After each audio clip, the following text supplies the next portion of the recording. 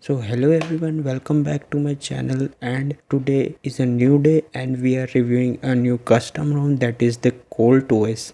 Now this OS or this custom ROM is extremely similar to the extended project extended that we reviewed in the previous video. So this video will be very short because I won't be discussing about the customization in this ROM because it is extremely similar, almost similar to that of project extended. So I won't be discussing that.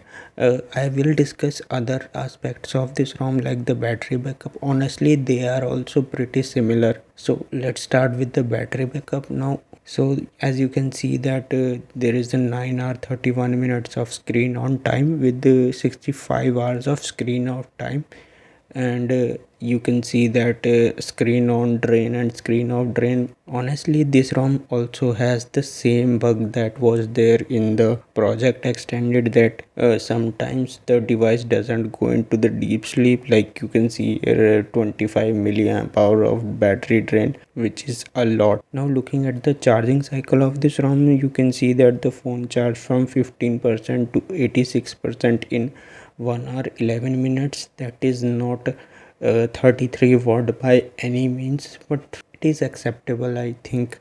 If you do overnight charging, then it shouldn't be a problem, but it's not 33 watt by any means.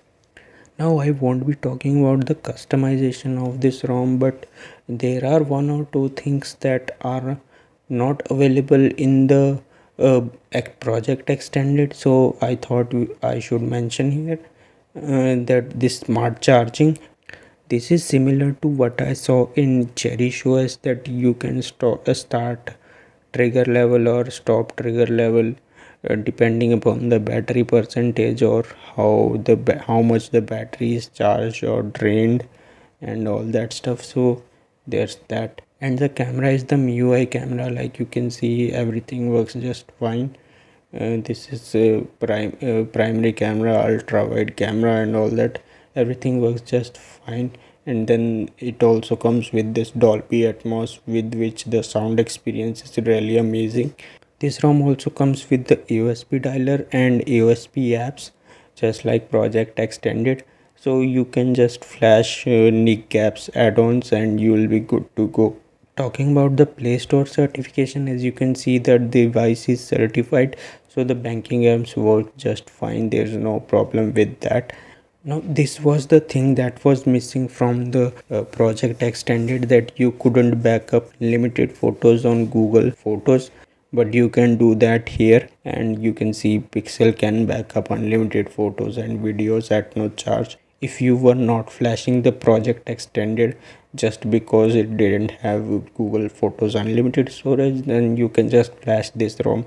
This is extremely similar to that of project extended, and with a bit of customizations, but even the bugs are same in both of the ROMs. I haven't tested the Bluetooth audio in this ROM, but I can say that it will work just fine because in project extended it worked just fine. So I can assure you that in this ROM also it will be working just fine.